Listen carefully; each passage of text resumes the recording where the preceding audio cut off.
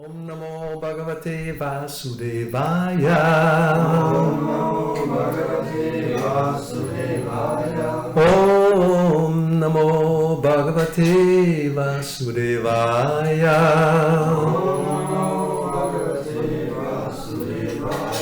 Om Namo Bhagavate Vasudevaya.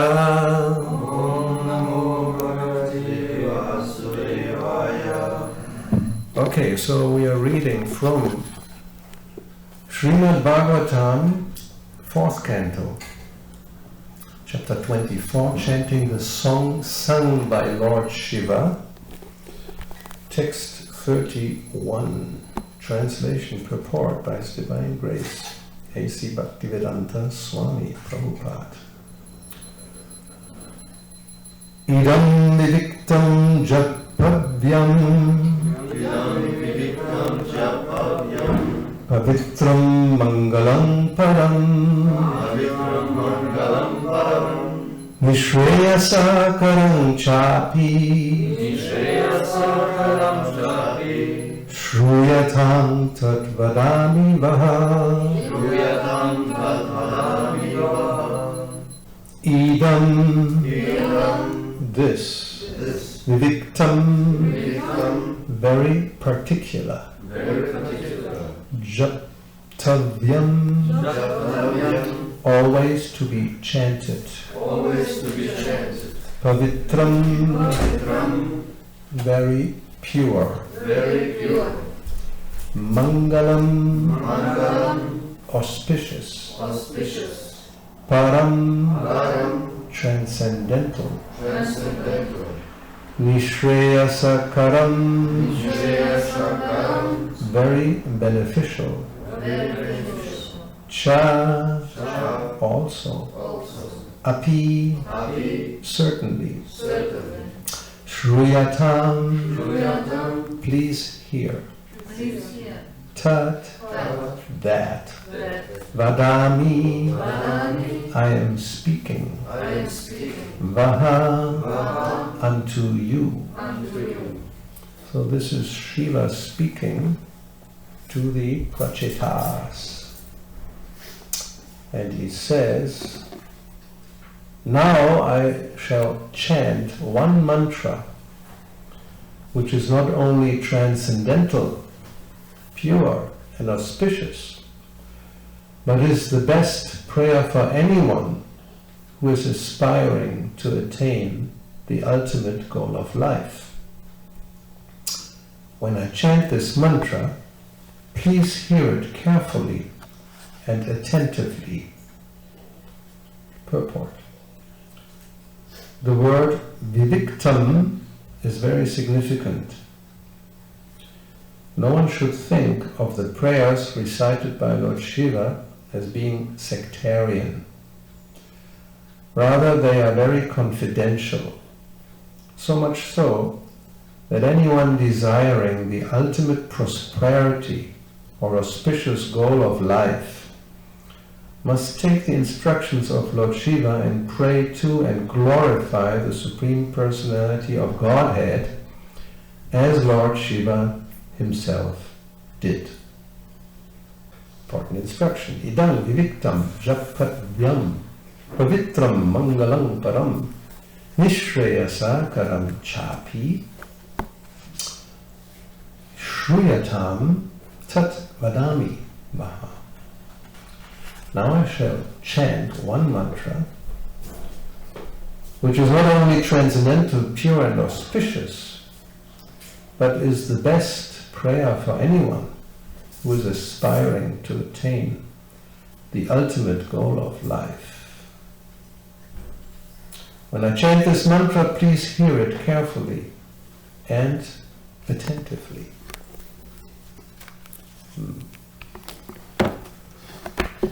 Oma Jnanatirmirandasya Gyananjana Shalakaya Chakshurum Militam Yena Tasmai Sri Gurave Namaha Sri Chaitanya Manobhishtam Stapitam Yena Bhutale Swayam Rupa Kadamayam Dadati Swapadantikam. Hey Krishna Karuna Sindho Dinabando Jagatpate Gopesha Gopika Kanta Radha Kanta Namostute Tapta Kanchana Gaurangi Radhe Vrindavaneshwari Vrishabhanu Sutidevi Pranamami Hari Priye Vanchakalpa Tarubhyascha Kripa Sindhuya Evacha Patithanam Pavanebhyo Vaishnavebhyo Namo Namaha Sri Krishna Chaitanya Prabhu Nityananda Sri Advaita Gadara Shivasari Gaura Bhakta Vrinda Hare Krishna Krishna Krishna Hare Hare Hare Rama Rama Rama Hare Hare.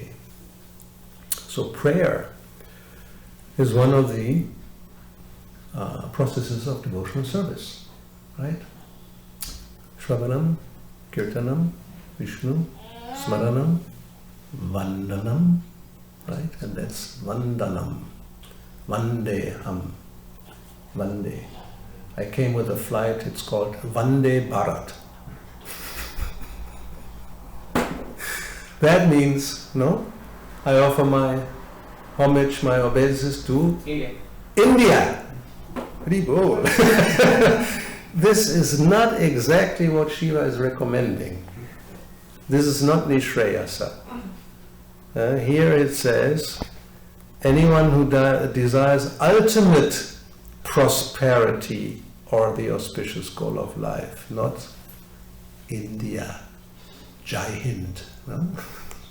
They do all kinds of puja now, they just inaugurated, well, that's of course different, the future Ram temple in Ayodhya. The Prime Minister also went, was criticized of course because the government is supposed to be secular. Immediately somebody said, this is actually against constitution. It wasn't secular in 1947. Anyway, we're not going to argue, but this was the argument.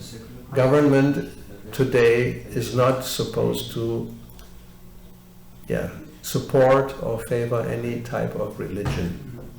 Because if you do, then somebody else will feel offended, as they did.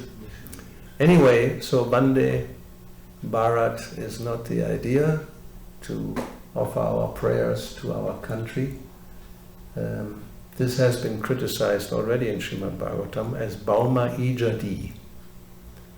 And a verse Srila Prabhupada quotes quite often.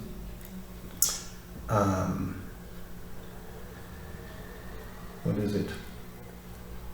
Yasya hambure kuna petri dhatuke svadiya kalatra bauma ijadi.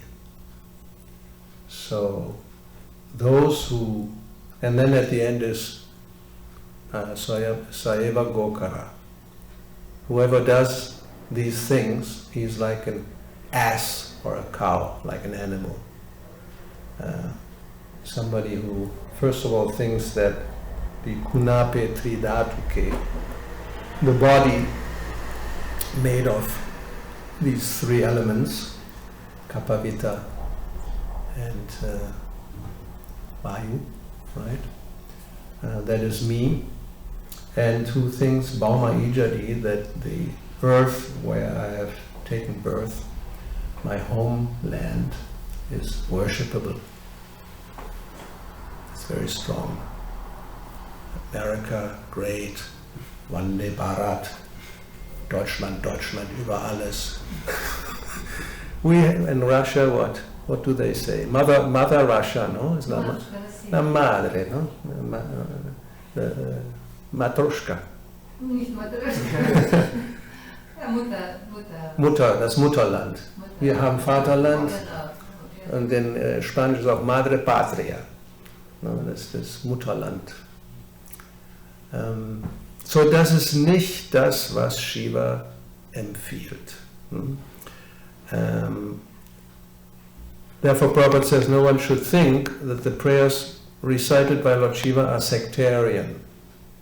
Because if one offers prayer to his homeland or something which is very particular, which is not universal, that we consider as sectarian. But these prayers are the best prayer for anyone Doesn't matter where that person has been born, what kind of body they have. But one should aspire to attain the ultimate goal of life. That's the characteristic. Then that prayer which he will, after this he will begin to offer, and which will be quite long, that is all auspicious. He will start in text 33 and it will practically go up to 70. So it's like 30, almost 40 verses of prayer. And we have many prayers. Brahma Samhita is a very famous prayer by Brahma. This is a prayer by Shiva. Actually, at the end, he will say he also received this from Brahma. So, ultimately, everything is coming down from our higher previous acharyas. And if one does this, he calls it one mantra, or it's called also a stotra. Prayers are called stotra, like Kunti Stotra. It's a prayer by Queen Kunti. This is the prayer by Lord Shiva. And we can take advantage. We don't have to invent our own prayers. Of course, we can pray in a very personal way, but still, if we don't know exactly what to say, how to say it, we have a lot of prayers by previous great personalities. And they express, you can be sure, anything that could or should be expressed. No, it's not something lacking. And the characteristic or the special quality is that they will not ask for anything material. That's very important because generally, of course, people don't just pray to Krishna. They pray to a lot of other deities, especially in India. We have how many? 33 million demigods. So if you go to a Hindu temple, especially also in the West, we have one temple in Malaga, for example. And when there's Janmashtami, they will come to our temple, but they also expect us to go to their temple. So, we do not on the same day, but we may go whatever. So we went one time, and then we take prasadam. We try to do something, not just visit their temple. But their temple is quite different from an ISKCON temple. You will have Lakshmi Narayan normally in the middle, and then you have Durga on one side, and you have Ganesh, and you have Sai Baba, and you have Guru Nanak, and you have whatever. Just in case. The mentality is we'll pray to everybody, just in case. You may miss somebody important, so just have a whole list of everybody. Either it's a picture on the wall or they have the deity, and the altar is like multi-god type of temple. And those who go, and even those who come to our temple generally from your country, when they offer their prayers, they expect something in return.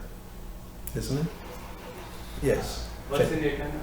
I don't get it. You don't get it? When people come to offer prayers here, or in other temples, Radha and Krishna temple, when they offer their prayer, they also think and ask the Lord to get some benefit, either for health of the wife who is in the hospital, or for the son who has to take an exam, let him pass the exam, or my business is not doing so well, so if it gets better, I promise I also will give more donations. So this is actually a fact.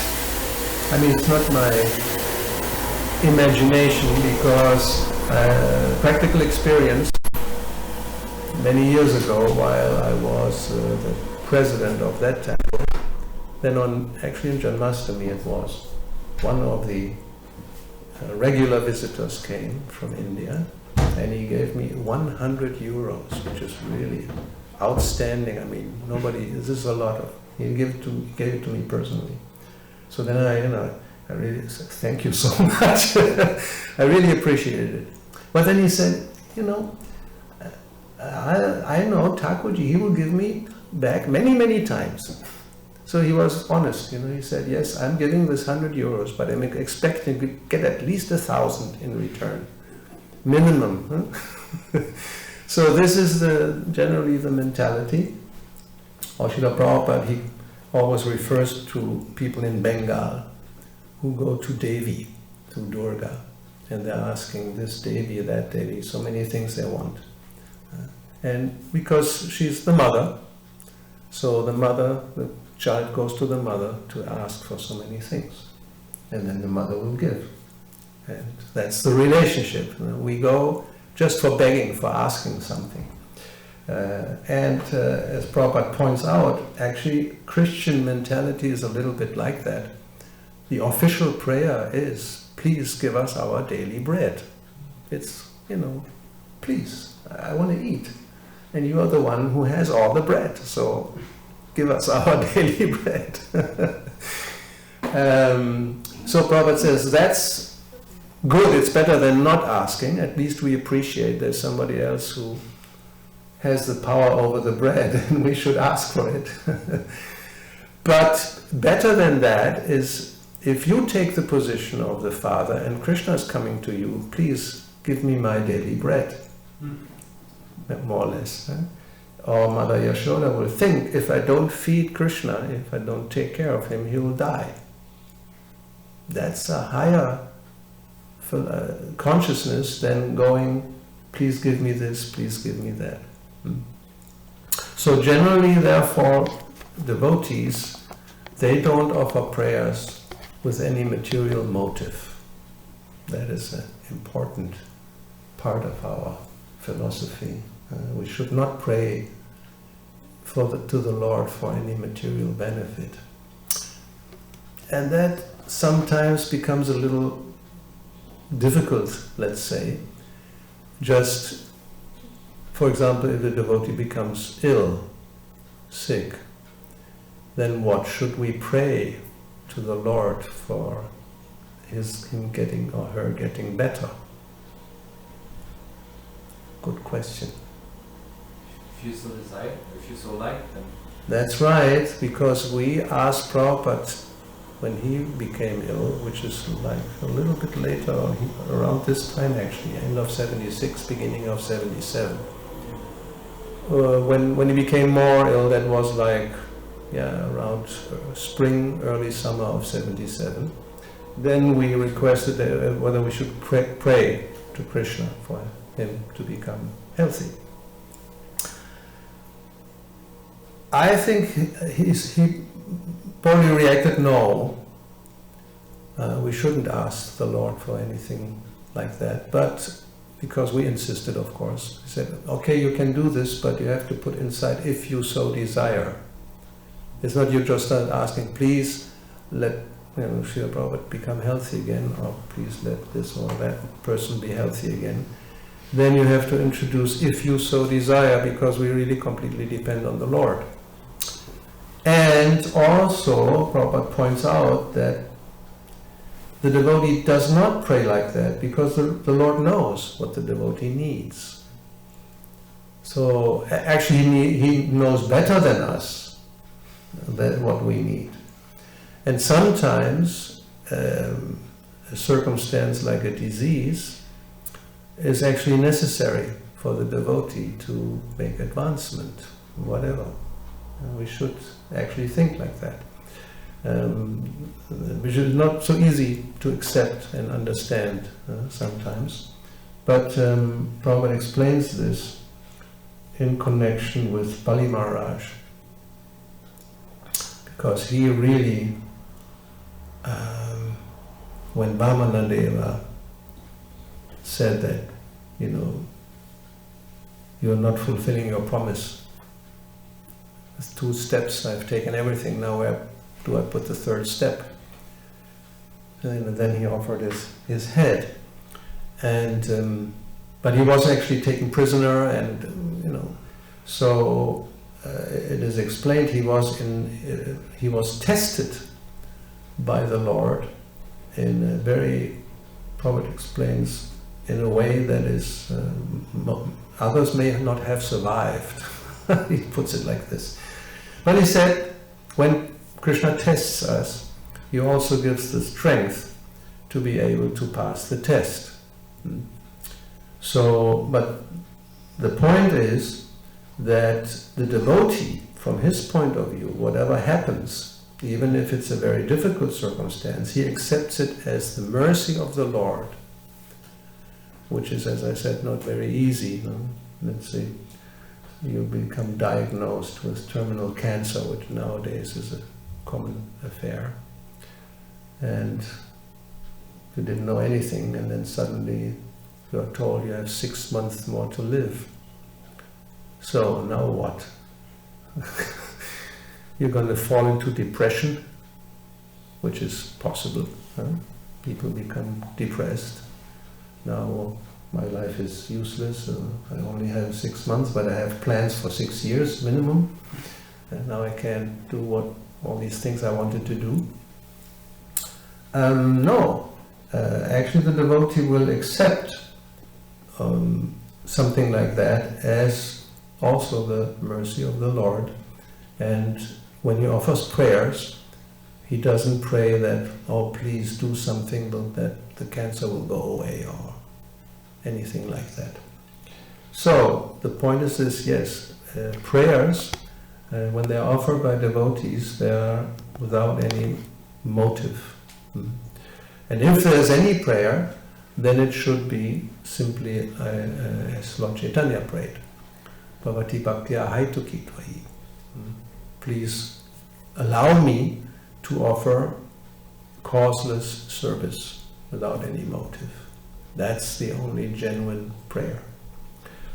Otherwise, nadanang, najanang, nasundaring, kavitamba, not this, I don't want any of that.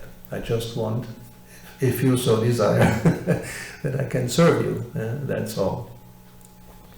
So, of course one can pray for the ultimate, or desiring the ultimate prosperity or auspicious goal of life, which is finally to be able to serve the Lord and to become his eternal, or reinstated as his eternal servant. Like, for example, we can have a look at one prayer that is also in Srimad Bhagavatam, which is worthwhile to learn.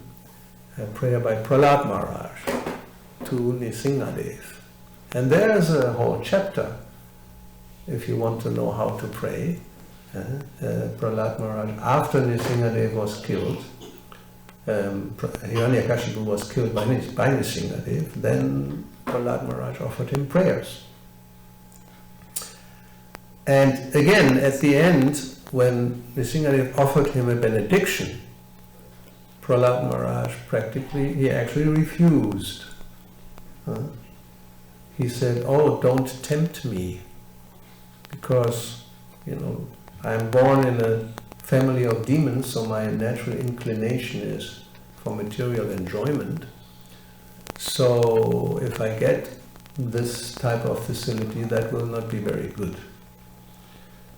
And if I can ask for anything, if I can offer a prayer, then I will ask that there should be no material desire in my heart. That's a good prayer. Right?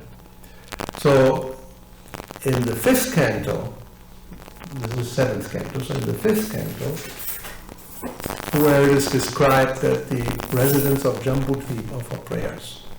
So Prahlad Maharaj, he is the leader of some of these residents, and he offers that prayer to Nrsimhadev. Om Namo Bhagavate Narasimhaya Namastejas Tejase Avirbhava Vajralaka Vajradangshta Karmashaya Randaya Randaya Tamo Rasa Grasa Om Swaha Avayam Avayam Atmani Bhujishta Om Shaum. Sounds good, huh? So he says, I offer my respectful obeisances unto Lord Nrsimhadev, the source of all power. O my Lord, who possesses nails and teeth just like thunderbolts, kindly vanquish our demon-like desires for fruitive activity in this material world. So that is a request, it's a prayer. But what is he praying? Please take out the desires that are material, which are impediments to serve you. Please appear in our hearts and drive away the ignorance, so that by your mercy we may become fearless in the struggle for existence in this material world. So then Prabhupada says at the end of the purport that any devotee aspiring to be free of material desires should offer his respectful prayers to Nrsimhadev as Prahlad Maharaj did in this verse. So this is an example. We can take advantage of the prayers already composed and offered by great devotees like Prahlad Maharaj. There's no fault for sure. If we just repeat these prayers, there's no element of some personal motive that may creep in. If we invent our own things. As I said, you can pray, of course, but why not be on the safe side? And we offer prayers that are already offered. Because whatever we can desire, or whatever we can pray for, it's already been prayed for. It's already been expressed. There's nothing new. But these types are the best prayers. How we can just pure devotees and without any motive serve our Lord. Because otherwise, also quotes in that purport, Anya-Abhilashita. Anya-Abhilash is desire. Anya-Abhilash. Other desires and the service of the Lord should be out. So any prayer, if we offer it, it should be pure. That's it. Should not be mixed with any motive of karma and yoga. It's just pure bhakti. And then in that way, one will make responses also. The Lord said, accept that kind of prayer. If it's done in the right mood, it should be just lip service and very nice expression.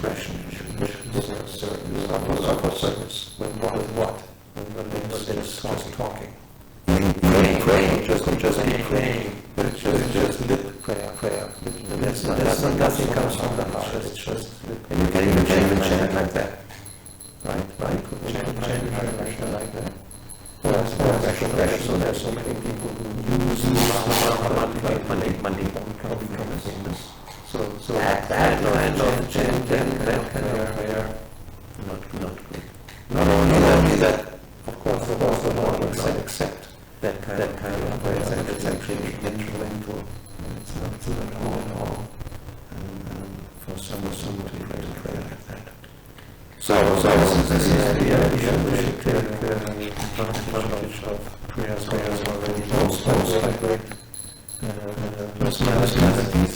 And of course, this is called the song sung by Lord Shiva. As I would say, it's not this prayer. You already received it from some other source. And if we ask Rama, I'm sure you all recall the credit the Supreme Lord in his heart, the Adi Kapi, Vidaye, Maya, gave him all knowledge from within the heart, when Rama was more remember on the lotus flower. He wants to remember. He didn't know what he was supposed to do.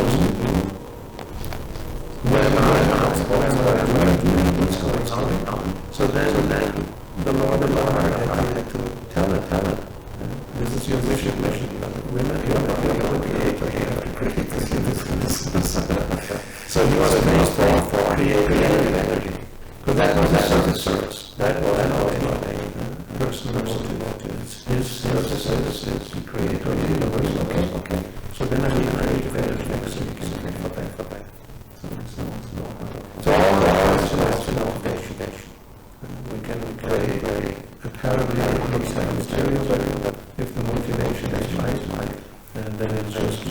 serve the Lord. So this is the message. I think good enough for me. It's like 12 o'clock. Have any questions or comments? In the bridge, in the first is preaching. The Omnimodal 5, 5th canto, 18th chapter. 8. 5, 8. The prayer story. Residence of Jean-Claude. And there's another one I was looking for. I didn't find exactly what I was looking for. It's on Gajendra Grace. I remember that story.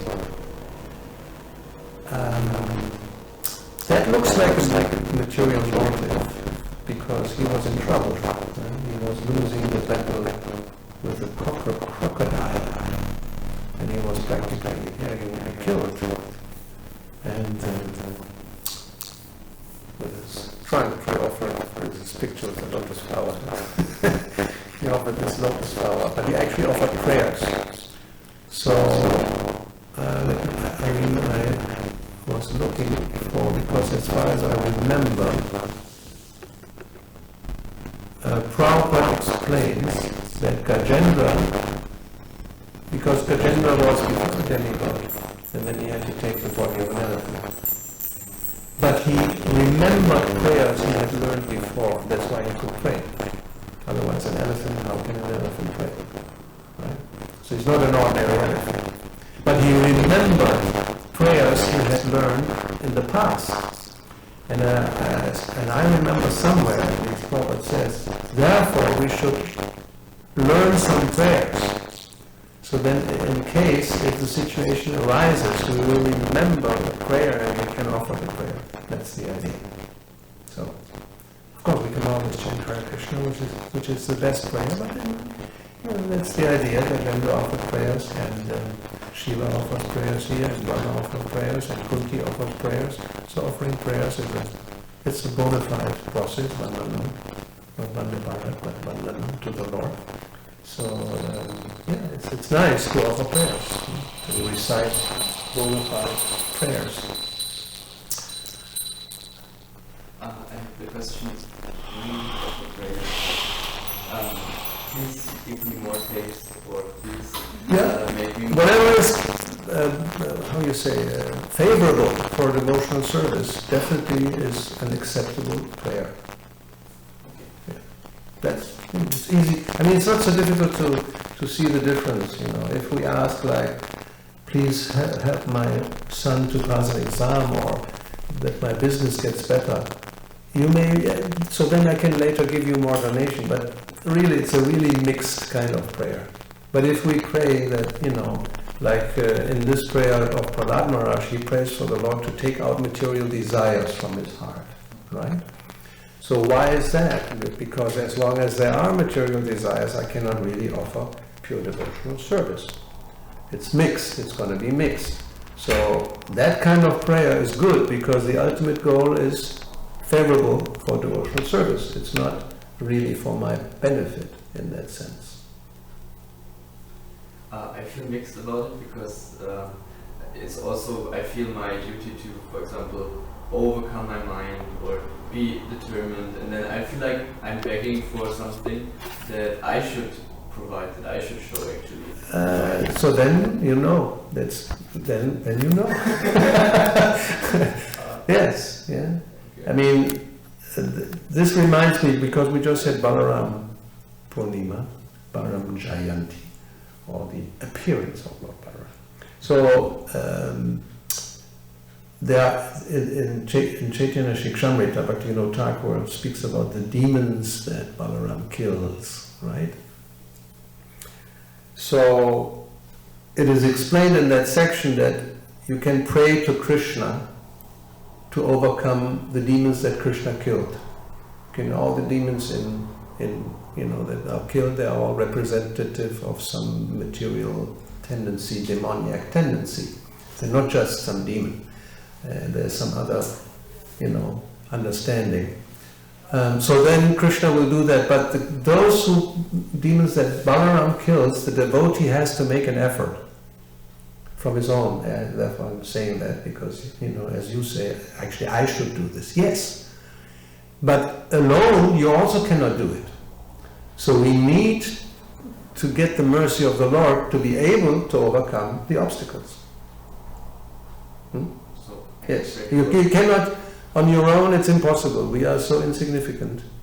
And, material desires, all the demoniac tendencies, they're very strong. Maya is very strong. So how can you just on your own, you cannot overcome. Mama Maya Duratyaya. Krishna says, forget it. You cannot do it. So therefore, Mamiraye Prapadyante, you have to surrender. But part of the surrender in that sense is you also have to make an effort. Then Balaram will give strength and will help. Not just praying, as I say, just, please take away all my material desire. That's not sufficient. Or make me free from lust, or make me free from anger, or make me free from pride. Make me. No, you have to do something. Especially also the Dhenukasura principle, ignorance. You can't just pray, give me some knowledge. You have to read the books, It's exactly like that. You can't be just praying that everything is just coming. No, you have to take the initiative. Then also, of course, because you can't do it on your own, the Lord will help. That's true. So, in that sense, the example given is Krishna gives the sword of knowledge, Dhyanasim, and Balaram gives the strength to hold the sword and to use it, to cut down the demons. So, okay, anything else? I saw him, and then you ladies first, and then because he already had one. Okay.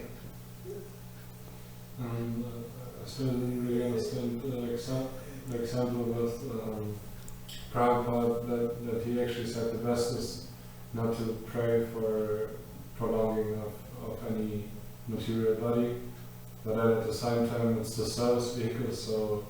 Yeah, therefore it's a touchy thing, depending on the motivation.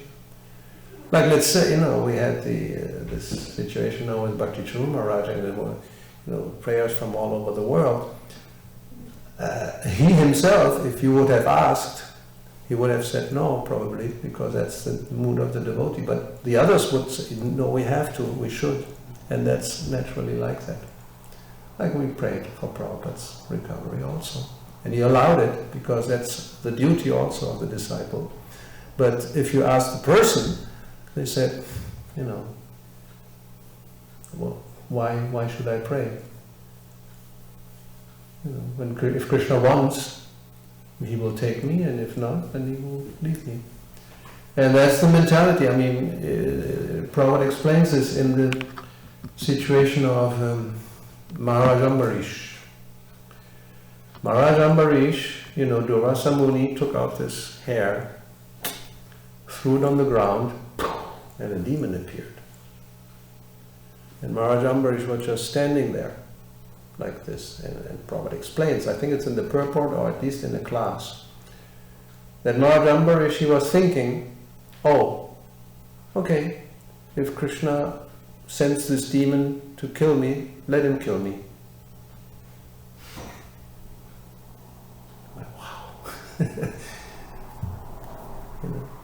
The devotee depends. I mean, the Lord, He knows, He's there, He's in my heart, He's in the demon's heart, He's everywhere.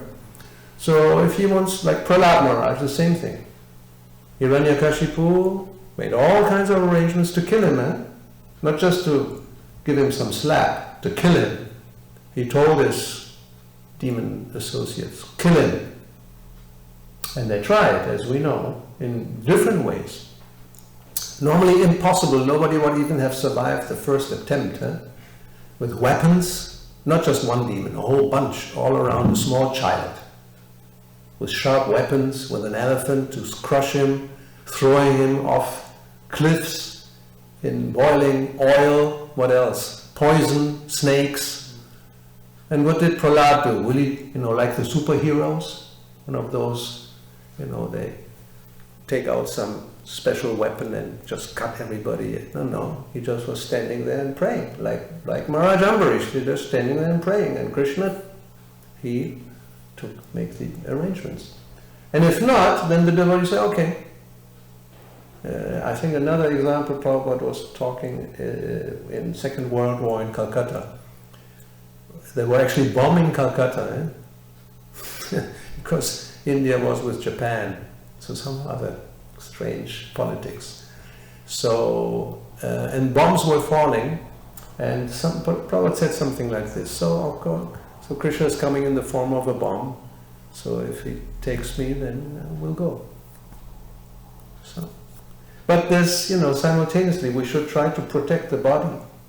That's the other extreme now, it's a very important point. Like let's say, even now with this pandemic, people say, some devotees may say, who cares? And I've heard this, well, Krishna, if he wants, then, I'll get it and I'll die if necessary. So I will not wash hands, I will not, if I go, in a place then I would not put on the mask, so I don't care. So, but that means you're negligent. Now you are putting the blame, or not the blame, but the problem on Krishna. Now he has to make arrangements to protect you. This is not devotional service. You have to take care as much as you can. The rest is in Krishna's hands. And that's with everything, like driving a car. You may say, Krishna is in control, I'm his servant, I can drive with closed eyes. What does it matter? If Krishna wants, he will protect me, right? And if not, I will go against a tree or some other thing and I'll die. No, you have to be very careful. Or crossing the street. I just cross the street. Krishna, if he wants, he will protect me, and if not, a car will come and smash me. No, you have to look left and right. No car coming, then I go. No, I just go, and whatever. So, no, our duty is to protect as much as we can. You can't do more. So the rest is up to the Lord. But as I said, if you are diagnosed with a fatal disease, so you will have to accept, whatever the reason, and generally the devotee will pray, Tatenu kamsham susamikshamano, bunjanya eva krita. It's happening because what I have done in the past, I may not remember, but I've done something. So I'm now reaping the fruit of that activity, and I have to suffer. And while he's thinking like that, he's offering his prayers with heart, body, and mind. That's the attitude. So say somebody has cancer, but he can do, for example, chemotherapy, but he's not a pure devotee yet. Isn't it good for him still to pray that the chemotherapy works, so he can... You can pray. Depends on the Lord if he accepts the prayer or not. Every single case you have to see the circumstances. But pure devotees will not, or as Prabhupada says, don't take me to the hospital. If let me. If it comes to the point, I'd just rather stay here and everybody chant and I'll go. Not put tubes in me and all that. Yeah, these what is this, life extending measures and all that. No, I wouldn't want that. So this is like, normally now the time has come. There's no point of extending artificially, with machines and tubes and all kinds of stuff to live for 3 more weeks or 1 more month in a condition like that. What's the use? No. Then you just concentrate your mind. Like Maharaj Parikshit. Prabhupada said he was powerful enough, he could have counteracted the curse. And Maharaj Parikshit, he was not like cursed to die and he couldn't do anything about it. He could have, he was so powerful, but he accepted it. He accepted it. You may have, well, could have lived a little more longer, no? And do some good for the people governing the planet. That's our speculation, no. But he decided, okay, I accept that. I have 7 days, and now we have Srimad Bhagavatam, which is not bad. So you could say he sacrificed his life, basically, so we could have Srimad Bhagavatam. So that's devotee's mentality. He can lay down his life for the benefit of others. But, you know, it's a very, how you say, everything has to be judged with intelligence according to the time, the circumstance, the person, how to act. But the principles should be clear. We were not interested in our personal benefit in one sense, and we don't pray for that.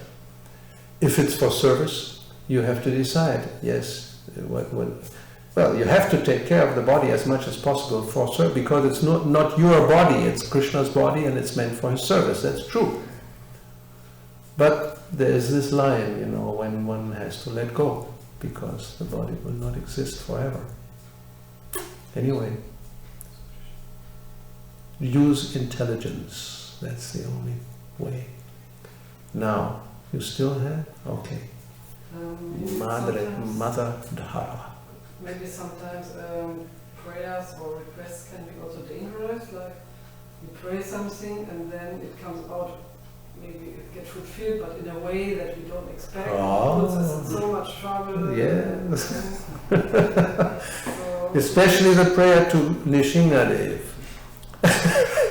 That's a fact. If you pray, please take out, as Prahlad does, take out all these material desires with your nails like thunderbolts and your teeth like thunderbolts. So imagine you go to the Lord, you know, praying, please, I am so full of material desires.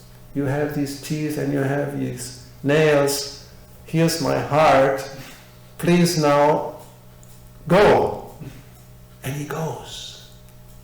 And then he rips and he takes them out. No, not so much, just a little bit. So one has to be careful what you're praying for. If you pray that, yes, please free me from all material desires, the Lord may do so, but in a way you are not expecting. Yasyaham anugrinami harishye sharanam tatai, something like that.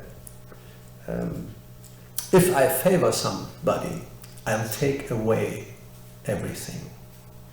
His wealth, his health, his wife, her husband, her child, her mother, father, brothers, sisters, and you're just alone. Then you have to surrender. And Prabhupada said in his prayers like that, you know, now I'm a beggar, penniless, so all these relatives, they all don't want to know anything about me. So he was alone at the end.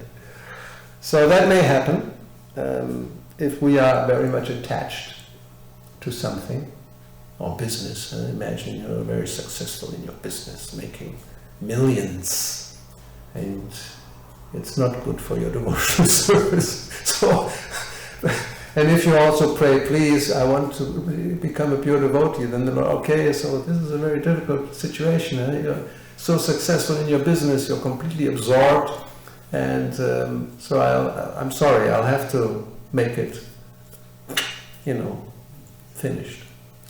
Failure. Bad investment. You lose everything and you go into debt. From a millionaire tomorrow, now you're a beggar and a debtor. I asked for some mercy, but not so much mercy. So, but ultimately it's up to the Lord, you know, because yes, there's no harm in praying to become pure. How he does that, what is necessary, that's we have to see. The more attachment we have, the more painful it will be. That's natural. But, you know, again, as I said in connection with Bali Maharaj, although the test may be very severe, Krishna gives the strength to be able to pass it, if the devotee is sincere. And otherwise, we'll just have to suffer and cry. That's also possible. Well, another example comes to mind. In 1976, this same time in Vrindavan, in November, one of Prabhupada's disciples, a lady, with her daughter, both were initiated by Prabhupada, but the daughter was young, she was initiated in the Gurukul, so maybe teenager or little, something like that.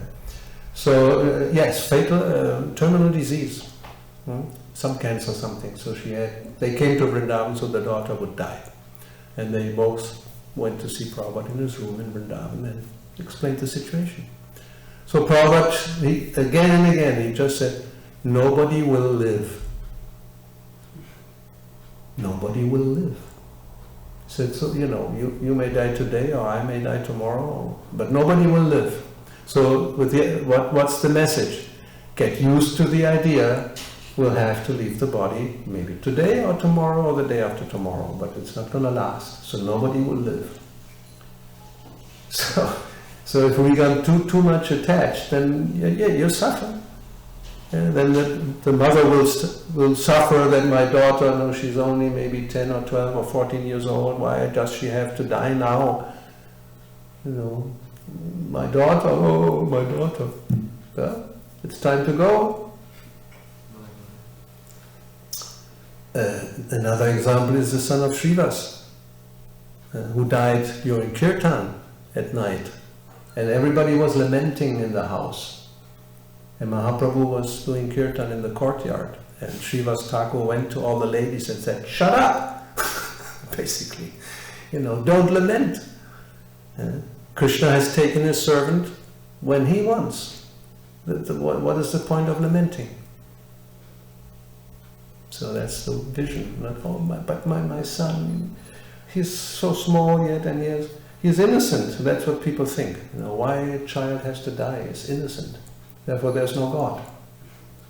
That's the conclusion. How is this possible? An innocent child, having a terminal disease or whatever accident. So how can God allow this? Well, you don't know what this child did in the past. Did this and that and this and that, and now you have to suffer like that.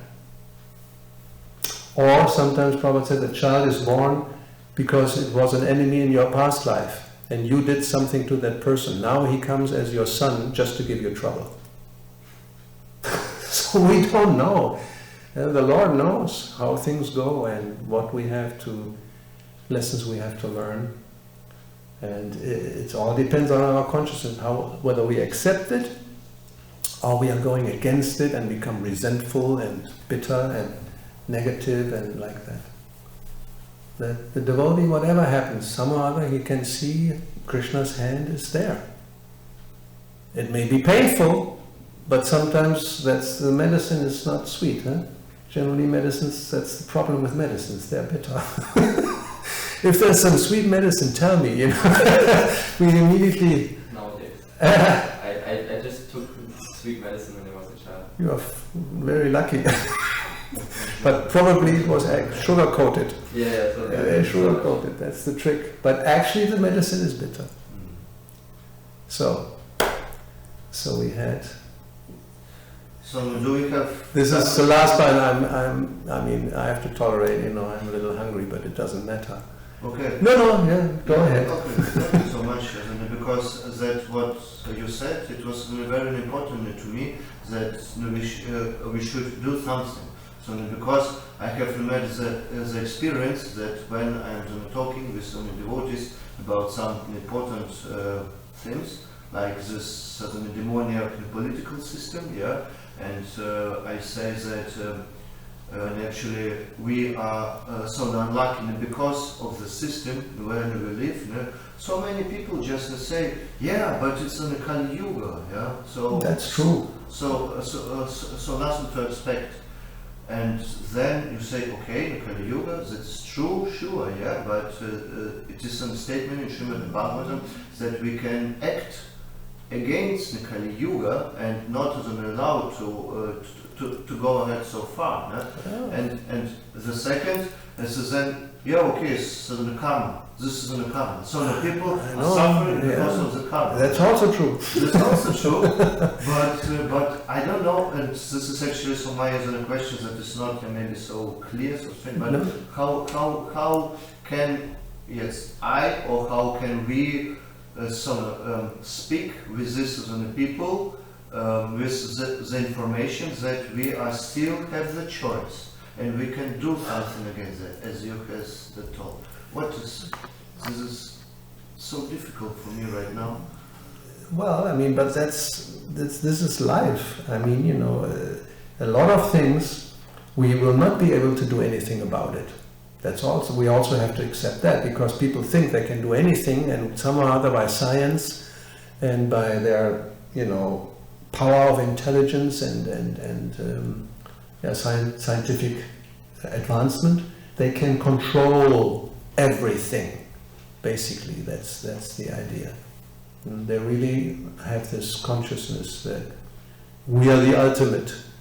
No? Human being is the ultimate, and we can do it because there's no God.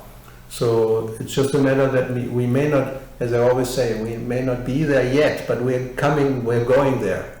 We'll be able to control everything, and finally we will be able to live forever if I just download my consciousness into the computer, and I will go to live on, you know, artificial intelligence, go on to live forever. I mean, some people actually believe that. So, what do I want to say? I want to say that, we think we can control everything, but the devotee understands there is a higher authority, and some things you cannot change. That you have to accept. To go against that is a waste of time, of energy, and ultimately will be frustrating. You know what I mean? I mean, Kali Yuga is Kali Yuga, no doubt about that. And if circumstances are obliging, then you have, as Prabhupada says, to make the best of a bad bargain. You can't change, let's say, you know, you can't change the system. What can you do? So then you have to make the best of that situation. Within that framework, you have to see how can we practice Krishna consciousness, like they did in Russia in the 80s or 70s even. You know, very difficult. Or in China. What you can do? Well, you can also leave, but if you want to stay there and do something for those who are living there, then within a very limited parameters, you can move, and that's all you can do. More you cannot do, otherwise they cut off your head. So you have to be very careful also. You know, don't go out in the street, you know, and preach because I'm the servant of the Lord and nobody can harm me, and then, you know, they will just take you away and put you in prison and hang you. Because you know that, then don't do that. Right? So you may have to go undercover, according to the circumstances. So we cannot be fanatics, or as you said, the karma thing, you know, you don't care for anybody suffering because it's all karma anyway. Yes. So, you know, but that's not, no, that's true, but that's not your position. Your position is to do as much as you can to help a person. Like, you know, let's say somebody has an accident right here, and they're lying there bleeding and everything, and you just walk, and who cares, you know, it's his karma. If I interfere, I actually get a bad reaction, you know. No, you probably have to call the ambulance. Or if you know, then you do some first aid right there on the spot. It's not, you know, like this idea that, no, we're all transcendental and whatever happens, I have nothing to do with it. If it happens to you, you'll be very grateful if somebody calls the ambulance, you know. It just doesn't let you lie on the street. Of course, you are very advanced, you just hope, prayers, my Lord, thank you for having this accident. You know, I am in your hands, and whatever you, and now I'm suffering, it's only a very little bit of what I actually have to suffer. Hare Krishna. It's very artificial. So we try our best, but we can't go beyond that. That's the whole point. You know, we have to accept our limitations also. Otherwise, you become really frustrated because we are very limited in all respects. So I'm also very limited, so thank you, Hare Krishna, for your patience and attentiveness. Srila Prabhupada ki jai, Grantharaj Srimad Bhagavatam ki jai, Sri Gaurita Gaura Bhakta Vrinda ki jai, Hare Krishna.